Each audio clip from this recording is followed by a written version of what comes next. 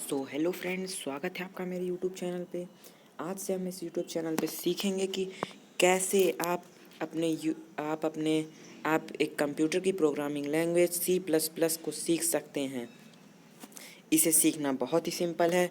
आज से हम लोग इसी के बारे में सीखेंगे इस चैनल पे। तो चलिए शुरू करते हैं। पहला पॉइंट यहाँ पे दिया, सी प्लस प्लस क्या होता क्या है ये। C plus plus is a object oriented programming language. यह एक ऑब्जेक्ट ओरिएंटेड लैंग्वेज होती है जिसमें बहुत सारे फीचर्स होते हैं। यह केस सेंसिटिव होती है, माने इसमें कैपिटल लेटर और स्मॉल लेटर का अंतर बहुत ज़्यादा होता है।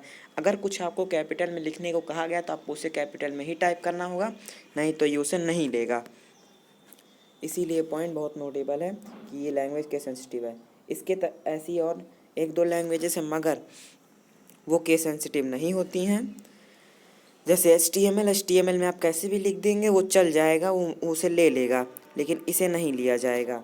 इसीलिए इस पॉइंट को आप नोट कर सकते हैं। फिर देखते हैं बेसिक कंपोनेंट्स इसको प्रोग्रामिंग में लिखते वक्त आपके बेसिक कंपोनेंट्स क्या क्या रहेंगे। देखिए, दिस सिंबल हैश आप जब प्रोग्रामिंग चालू करेंगे, मैं भी आपको एक प्रोग्राम लिख के दिखाऊंगा, पहले आप देख लीजिए। पहले आप कुछ ज़रूरी सिंबल समझ लेते हैं। हैश लिखा है, दिस सिंबल इंडिकेट्स अरे sorry this symbol indicates to beginning to start the execution of C plus plus program. आपको प्रोग्राम के शुरू में ही hash include iostream dot H लिखना रहेगा। तो हैश प्रोग्राम की स्टार्टिंग को दिखाएगा आपको। Include this header file indicates to include input and output variables. इसको लिखने से आपके सारे इनपुट और आउटपुट जितने भी वेरिएबल्स होंगे सब लिए जाएंगे। फिर आते हैं आई ओ अलग रहता है, स्ट्रीम अलग रहता है। I O here I stand for input and stands for output. I input के लिए होता है, ओ आउटपुट के लिए।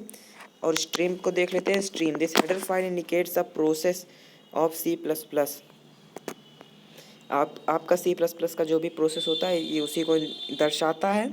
Conio dot H this header file indicates to get the connection between input and output to get the output according to the corresponding input values.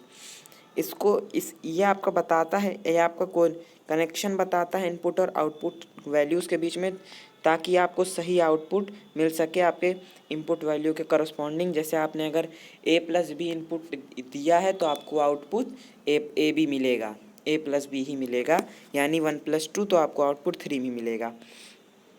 Sin this cin is use to assign the input values to the variable in the C plus plus programme.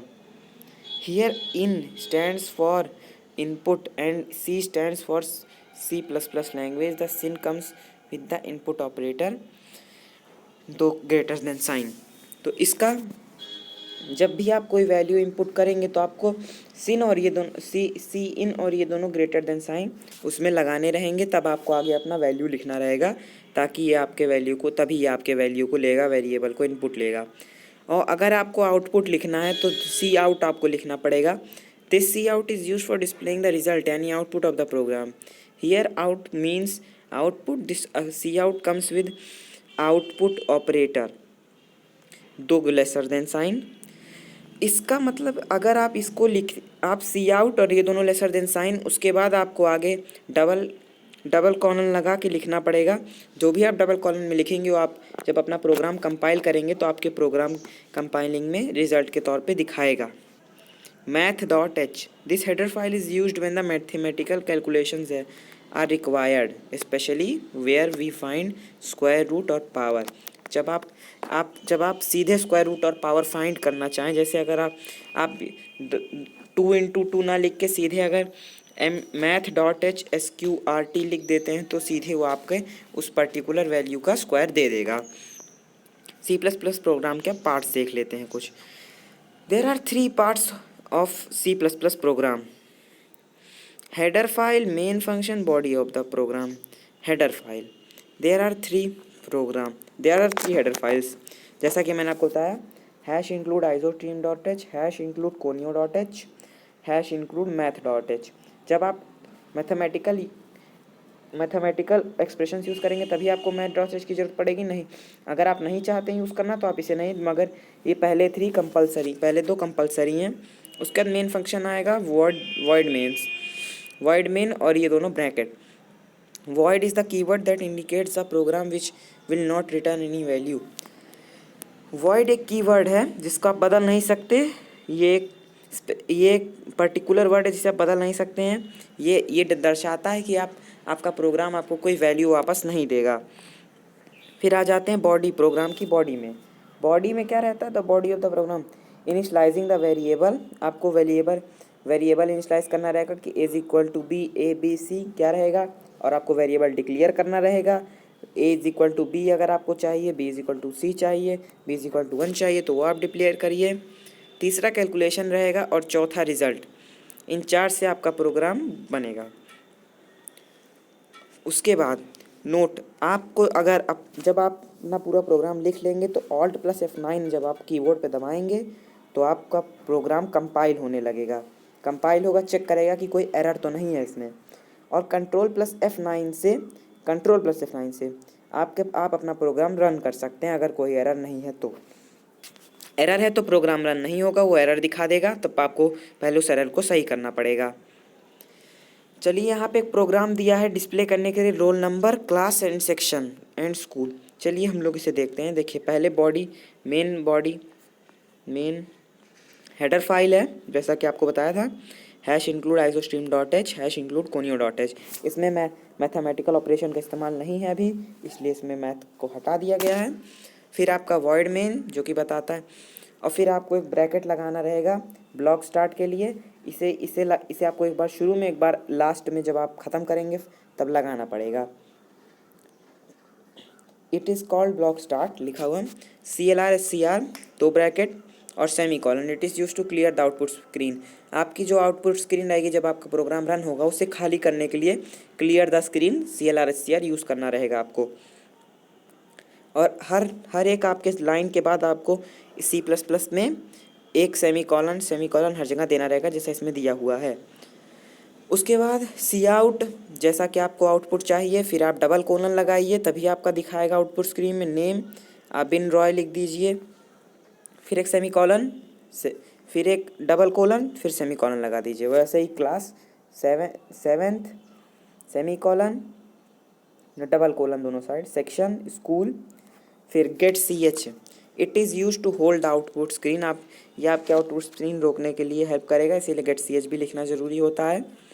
और फिर आपका अंत में एक block रहेगा, जैसे आपने एक स्टार्टिंग में लगाया था उसका उल्टा एक आप अंत में भी लगा देंगे। चलिए अब इसके प्रोग्रामिंग एलिमेंट्स देख लेते हैं, कौन कौन से एलिमेंट्स यूज़ करते हैं हम लोग C++ के प्रोग्रामिंग के लिए। तो प्रोग्रामिंग एलिमेंट्स होते हैं, एक कैरेक्टर सेट होता है, एक टोकन होता है, एक डेटा टाइप होता है, एक वेरिएबल होता है।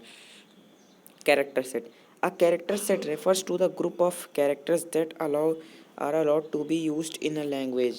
The character set of C++ includes letters A to Z, capital A to Z, small, digits 0 to 9 and special characters plus, greater than sign, smaller than, exclamatory mark, hash, @ ये सब आपके होते हैं इसमें स्पेशल सिंबल्स और जितने भी characters use होते हैं। फिर token, token is a defined set of characters that logically belong together. It is the smallest unit of program. Token आपके प्रोग्राम का सबसे स्मॉलेस्ट यूनिट रहेगा। C++ में 4 तरह के टोकन होते हैं, keyword, identifier, constants and operators. पहले कीवर्ड देखते हैं। Keyword are predefined words that have special significance in any language. Every keyword is reserved for a specific purpose and hence can not be used as user defined name. Keyword आप बदल नहीं सकते, आप अपने काम के लिए इसे यूज़ नहीं कर सकते हैं। कीवर्ड एक स्पेसिफिक पर्पस के लिए ही बना होता है और वो सिर्फ उसी समय काम देता है, जैसे class, case, if, for, int, float, long, float, int, ये सब इनिशलाइजेशन के लिए होते हैं। क्लास आप जब आपको कोई क्लास बनानी रहती है उसके लिए यूज़ होता है C++ में, ये आप आगे पढ़ेंगे। फिर देख लेते हैं identifiers. An identifier is the name given by program to a value, function और class and so on to order to unique identify it. आप आइडेंटिफायर खुद बना सकते हैं, मगर इसको बनाने के भी कुछ रूल होते हैं। जो कि आप यहाँ पे 5 रूल हैं, आप पाँचों रूल को ध्यान में रखते हो खुद भी एक आइडेंटिफायर बना सकते हैं और लिख सकते हैं प्रोग्राम में। जैसे कि the name of the identifier must be unique in a program. Identifier का नाम यूनिक होना चाहिए, अच्छा लगना चाहिए। It must contain only an upper case and lower case letters and underscore character and digit 0 to 9। इतने चीज़ें आपके एक आइडेंटिफायर में होनी चाहिए। It must start with a letter और एन अंडरस्कोर, किसी लेटर या अंडरस्कोर से स्टार्ट होना चाहिए। An identifier in upper case is different from in lower case. Then in lower case, you cannot use a keyword as the name of identifier. आप keyword को identifier के नाम के तौर पे यूज़ नहीं कर सकते। चलिए गाइस, अब आगे के आपने आज कैरेक्टर सेट टोकन के बारे में पढ़ लिया है। अगली वीडियो में आपको डेटा टाइप और वेरिएबल के बारे में बताया जाएगा। ऐसी आपको आज अब C++ के पूरे तरीके के बारे में बताया जाएगा इस चैनल पे, इसीलिए इस चैनल को सब्सक्राइब कर लीजिए, वीडियो को लाइक कर दीजिए अगर आपको अच्छा लगा। Thank you guys.